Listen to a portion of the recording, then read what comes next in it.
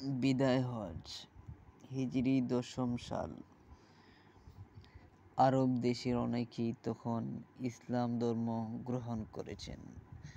মহানবী হজরত মুহাম্মদ রাসূলুল্লাহ সাল্লাল্লাহু আলাইহি ওয়াসাল্লাম মানুষের কাছে পৌঁছে দিয়েছেন সত্য, ন্যায় ও মানবতার বাণী।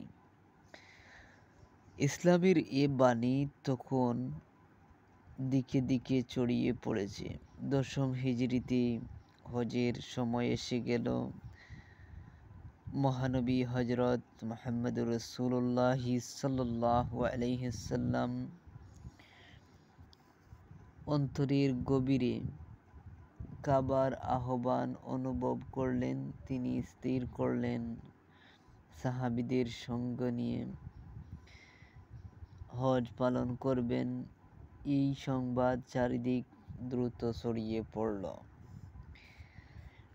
নবীজি সাল্লাল্লাহু আলাইহি ওয়াসাল্লাম এর সমবেত হলেন হাজার হাজার মানুষ। তাদের ইচ্ছা নবীজি সাল্লাল্লাহু আলাইহি ওয়াসাল্লাম এর সঙ্গে হজ পালন করবেন। জিলকদ মাসের শেষ দিকে মহান সাল্লাল্লাহু আলাইহি ওয়াসাল্লামের সঙ্গে তার মক্কার পথে যাত্রা করলেন। যারা তাকে কখনো দেখেননি তারাও এই মহামানবকে একবার দেখার জন্য কাবা শরীফে এলেন।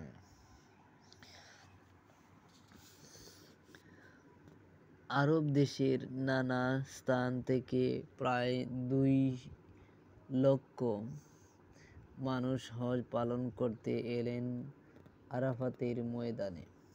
এত বিপুল সংখ্যক মানুষ দেখে মহানবী সাল্লাল্লাহু আলাইহি সাল্লাম এর মন আনন্দে ভরে গেল। এত মানুষ, তারা সবাই ইসলাম ধর্ম গ্রহণ করেছেন। জাবলে রহমত নামক পাহাড়ে দাঁড়িয়ে তিনি সমবেত মানুষের উদ্দেশ্যে ভাষণ দিলেন। মহানবী হযরত মুহাম্মদ সাল্লাল্লাহু আলাইহি সাল্লাম প্রথমেই আল্লাহর প্রশংসা করলেন। তারপর সমবেত মানুষের দিকে তাকিয়ে বললেন, তোমরা আমার কথা মনোযোগ দিয়ে শোনো।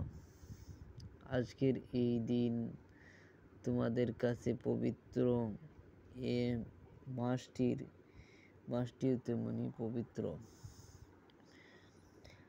তোমাদের জীবন ও সম্পত্তি তোমাদের পরস্পরের কাছে পবিত্র। মনে রেখো, একদিন তোমরা আল্লাহর কাছে হাজির হবে।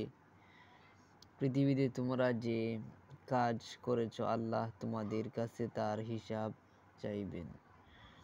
তোমাদের কৃতদাসীরাও আল্লাহর বান্দা, তাদের প্রতি নিষ্ঠুর ব্যবহার করো না। তোমরা নিজেরা যা খাবে তাদেরকে তাই খেতে দেবে। নিজেরা যে কাপড় পরবে তাদেরকেও তাই পরতে দেবে। কোনো কৃতদাস যদি নিজের যোগ্যতায় আমির হয় তবে তাকে মেনে চলবে, তখন বংশ মর্যাদার কথা চলবে না। মনে রেখো, সব মুসলমান একে অন্যের ভাই। তোমরা এক ভাই কখনো অন্য ভাইয়ের সম্পত্তি জোর করে দখল করবে না। কখনো অন্যায় ও বিচার করো না। সামান্য পাপ থেকেও নিজেকে দূরে সরিয়ে রাখবে। আজ যারা এখানে আসেনি, আমার উপদেশ তাদের কাছে পৌঁছে দিও। হয়তো এই উপদেশ তারা বেশি করে মনে রাখবে। মানুষ নিজের কাজের জন্য নিজেই দায়ী থাকবে। একজনের